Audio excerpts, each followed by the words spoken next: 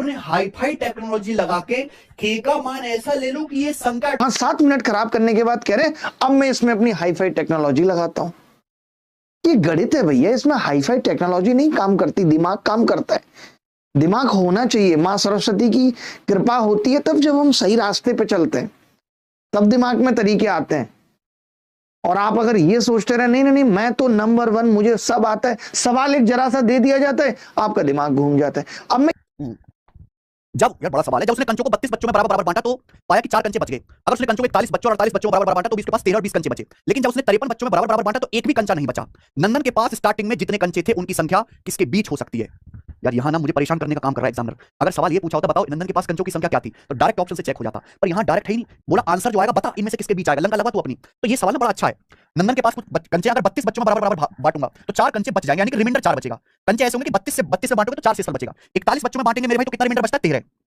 अगर 48 बच्चों बराबर बराबर बांटते तो कितने कंचे बच जाते हैं? 20 कंचे बच जाते हैं। यानी कि आपको ऐसी संख्या चाहिए मेरे भाई, एक ऐसी संख्या चाहिए जिसको 32 से भाग करने पर 4 रिमाइंडर आए, 41 से भाग करने पर 13 रिमाइंडर आए, 48 से भाग करने पर 20 रिमाइंडर आए। ध्यान से देखेंगे ऐसा डाटा सेट है, डिफरेंस सेम है।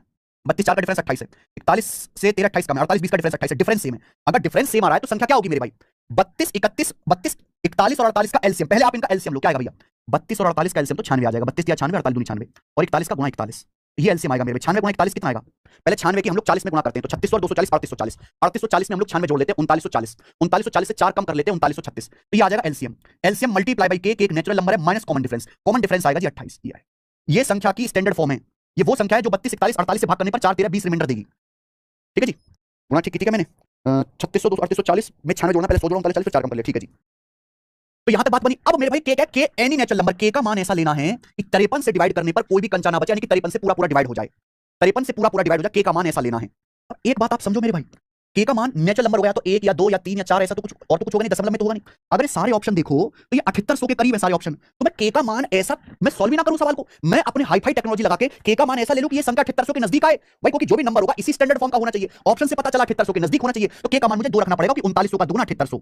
अगर मैं के का मान 2 रखता हूं तो 3900 का दुगना 7800, 36 का दुगना 72 और इसमें से 28 करूंगा मेरे भाई, घटाऊंगा तो आ जाएगा मेरे भाई 4 और 6 में से 44, 7844 आ जाएगा भैया। ठीक है, बोलो, यानी कि संख्या 7844 है और 7844 किसके बीच में है? ये चौथा ऑप्शन 7834 और 7854 के बीच में है। चौथा ऑप्शन आंसर है। नहीं हुआ होगा बच्चों से, काफी कम बच्चों ने किया होगा ये सवाल। आगे वो सच में वो राह दिखाएं, पढ़ाने से मतलब नहीं, जिससे वो सिलेक्शन ले पाए कि मुझे सवाल करने आते हैं, मैं बहुत सारे सवाल करा देता हूं, मैं 4 घंटे में 100 सवाल करा लेता हूं, मैं इंडिया का नंबर 1 एजुकेटर हूं। इंडिया का नंबर 1 एजुकेटर का मतलब ये नहीं है कि आप इतने टुच्चे से सवाल में ये कह रहे हैं कि यार ये एजुकेटर ने फंसाने के लिए सवाल दे दिया है। और नहीं, हम इसको इस सवाल में हम 10 मिनट खराब करने के बाद, 5-7 मिनट खराब करने के बाद कह रहे हैं अब मैं इसमें अपनी हाईफाई टेक्नोलॉजी लगाता हूं। ये गणित है भैया, इसमें हाईफाई टेक्नोलॉजी नहीं काम करती, दिमाग काम करता है। दिमाग होना चाहिए, मां सरस्वती की कृपा होती है तब जब हम सही रास्ते पे चलते हैं, तब दिमाग में तरीके आते हैं। और आप अगर ये सोचते रहे नहीं नहीं नहीं मैं तो नंबर 1, मुझे सब आता है, सवाल एक जरा सा दे दिया जाता है, आपका दिमाग घूम जाता है। अब मैं ये नहीं कह रहा हूं कि मैंने इसीलिए आज पहली बार ऐसा किया है कि मैंने ये दिखाया, ये लड़ाई कंटेंट की है, लड़ाई सॉल्यूशन की है कि भैया बेस्ट सॉल्यूशन दो, बेस्ट सॉल्यूशन दो। मैंने दिखाया ये चीज, मैं ये वीडियो में पहले भी इस तरीके से सवाल को कर चुका हूं। कोई ये नहीं कह सकता कि मैंने पहले नहीं बताया था। आज से 3 महीने पहले मैंने बताया था कि ऐसा सवाल आएगा जहां पे ये डिफरेंस पूछा जाएगा, जहां पे संख्या एग्जैक्ट नहीं दे रखी होगी, एक इंटरवल दे रखा होगा, उसके बीच में उत्तर आएगा।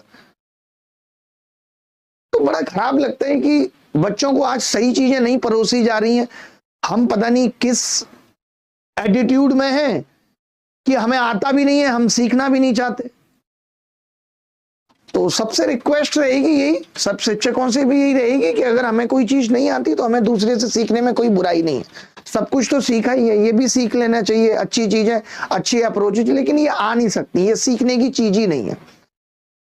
ठीक है, ये सीखने, और ये सवाल मैं बहुत पहले से बता रहा हूं, मतलब काफी पहले से ये सवाल मैं बता रहा हूं।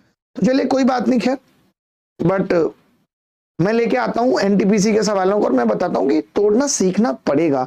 देखिए, संभव ही नहीं है कि आप दिए गए टाइम में सारे सवाल कर पाए, पॉसिबल नहीं होगा। आप सिलेबस कहीं भी खत्म